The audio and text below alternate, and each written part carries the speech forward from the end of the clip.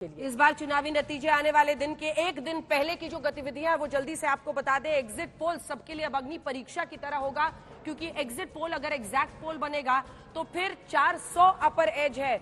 इस बीच आपको बता दें 2 सीटें एनडीए की झोली में पहले से है, इंदौर और सूरत, ये 2 सीटें। क्योंकि इंदौर आपको याद हो एक शाम पहले उनके साथ शो कर रहे थे और अगले दिन खबर आई कि वो तो कैलाश विजयवर्गीय के साथ निकल पड़े हैं भाई, इंदौर वाले उम्मीदवार कांग्रेस पार्टी के। तो ये देखिए ये 2 सीटें एनडीए की झोली में जाती हुई। लेकिन तीसरी बड़ी बात, क्योंकि बीते दिन न सिर्फ एग्जिट पोल्स पर सवाल खड़े किए गए, चुनाव आयोग पर कई सवाल खड़े किए गए, पैरामिलिट्री फोर्सेस को आज भी तैनात रखा गया है कई जगहों पर, क्योंकि इस तरह की आशंका है। और यूपी डीजीपी प्रशांत कुमार ने तो खुलकर सामने आकर कहा था बीते दिन कि यहां पर गड़बड़ी की आशंका है, हमारे पास सबूत है ऐसे। हमारे सहयोगी अभिषेक ने बताया कि कुछ फोन कॉल रिकॉर्ड्स हैं जिसमें लोगों को उकसाने की बात की जा रही है। दूसरी तरफ यूपी बीजेपी ने यह आरोप लगा दिया कि समाजवादी पार्टी दंगा करा सकती है। अब जल्दी चलते हैं, अपने जितने भी हमारे संवाददाता इस वक्त हमारे साथ मौजूद हैं, सीधे रुख कर लेते हैं मध्य प्रदेश का।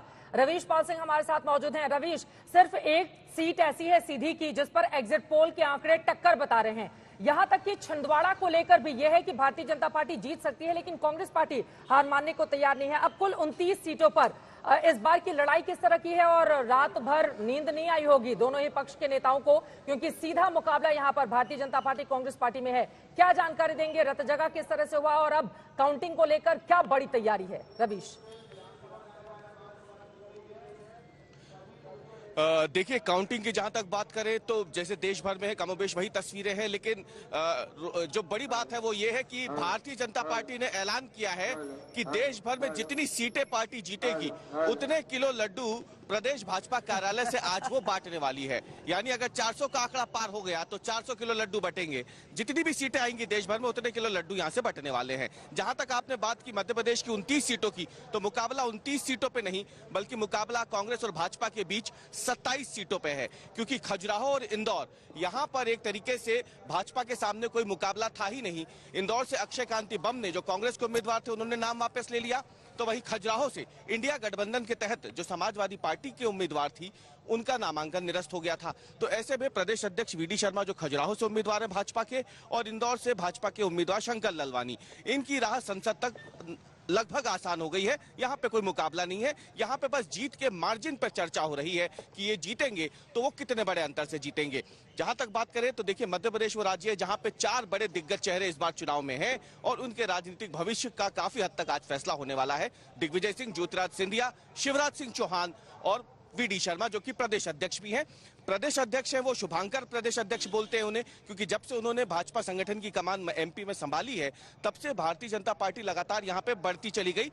2020 का घटनाक्रम आपको याद होगा, जब सरकार गिर जाती है और यहां पे कांग्रेस की सरकार गिरती है, भाजपा की सरकार बनती है, उसके बाद उपचुनाव होते हैं, उस पे भाजपा जीत जाती है। फिर विधानसभा चुनाव हुए जिसमें माना जा रहा था कि भाजपा की बहुत बुरी गत होगी, लेकिन भाजपा 163 सीटों के साथ आ जाती है। और वहीं अब लोकसभा चुनाव है जिसपे भाजपा ये मान के चल रही है और एग्जिट पोल भी इशारा कर रहे हैं कि भाजपा यहाँ पे लगभग क्लीन स्वीप की ओर बढ़ रही है। सीधी की सीट पे हम इसलिए बात कर रहे हैं क्योंकि यहाँ पे करीब 12% कम मतदान हुआ है 2019 के मुकाबले, लेकिन भाजपा ये मान के चल रही है कि अगर प्रतिशत गिरा है वोटिंग का तो इसका मतलब ये कतई नहीं कि वो कांग्रेस के पास गया होगा, क्योंकि मुकाबले में तो कोई था ही नहीं। और भाजपा ये मान के चल रही है कि स्थानीय उम्मीदवारों से कहीं ज्यादा प्रधानमंत्री मोदी के चेहरे पे वोट पड़ा है, इसलिए भाजपा अपनी जीत को लेकर एमपी की सभी सीटों पे सुनिश्चित करके मान के चल रही है।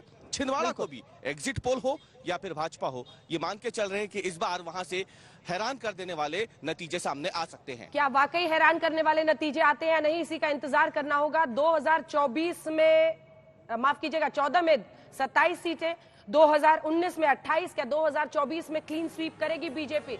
और अब हम आपको एक अलग अंदाज में हेलीकॉप्टर शॉट आज दिखाने वाले हैं। ये हेलीकॉप्टर अब पहुंच गया है आज तक का सीधा हमारे स्टूडियो में, और ये देखिए ऐसे आएंगे नंबर्स आपके सामने।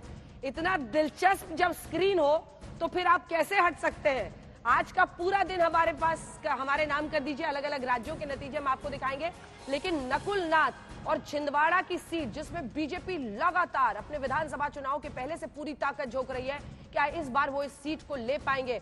एक वक्त पर यह नारा चलता था कि इंदिरा गांधी के 2 हाथ, संजय गांधी और कमलनाथ ने उस सीट को जिस तरह से सींचा, लंबे वक्त तक मतलब हारे ही नहीं वो सीट। और ये भी कहा जाता है उन्होंने बहुत कुछ वहां पर किया, लेकिन क्या इस बार बीजेपी सेंध लगा पाएगी, इस पर नजर रहेगी, क्योंकि बीजेपी ने भी खूब ताकत यहां पर झोंकी है। और बीजेपी के राम के मुकाबले वहां पर हनुमान जी का बड़ा मंदिर बनवाया गया है नकुल नाथ की ओर से, उनके पिता की ओर से। लेकिन क्या मिलेगा आशीर्वाद? आज मंगलवार का दिन भी है, देखना बेहद दिलचस्प रहेगा।